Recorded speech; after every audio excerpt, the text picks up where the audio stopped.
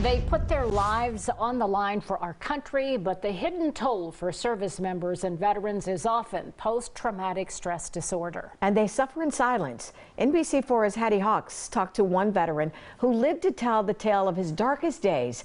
This story is in partnership with the Ohio Suicide Prevention Foundation. This is going to be the first time I'm talking about this in a very public forum. Army Major Danny Eakins choosing to share his story in hopes of saving a life. I'm a survivor of suicide while on active duty. Eakins enlisted in the U.S. Army after 9/11. While training to become an officer, he was injured both physically and mentally. And having the future of, let's say, my utility to the Army question, it was a very lonely experience. So lonely, he didn't want to live. He thought his future in the Army was ruined. It wasn't anything anybody had said. It wasn't anything anybody had done.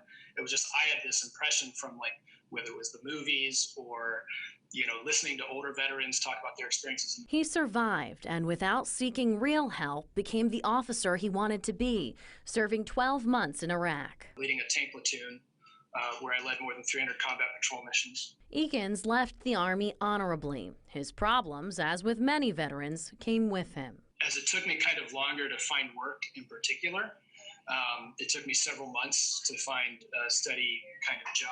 I really began to miss the Army. I really began to miss soldiers.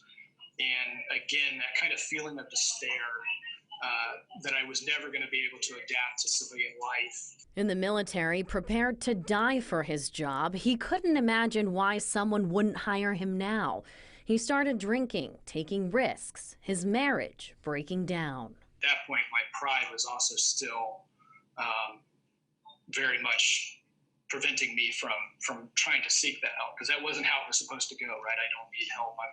I'm this independent person who's capable of dealing with this myself. Eakins' story is personal, but not uncommon. In 2018, 211 veterans in Ohio died by suicide out of more than 6,000 nationally.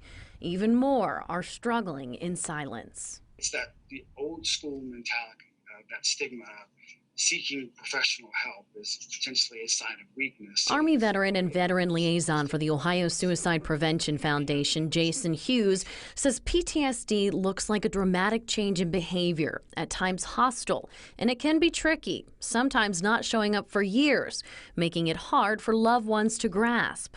Age is not a factor. When we look at the data, state and national, we have this idea that it's just, it's the younger generation. Well, the numbers show that that's not the case. In fact, the highest rate of suicide in veterans is ages 55 to 74, meaning the majority have been out of the military for a while.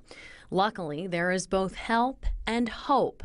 For Eakins, it was a reluctant decision to meet a marriage counselor with his ex-wife, who then referred him to the counselor he still sees today, 14 years later. But I credit him with helping to set me on the right path to wellness and maybe even saving my life. If you suspect someone is dealing with PTSD and are at risk of committing suicide, experts say it's important to be direct. Ask them if they are considering hurting or killing themselves.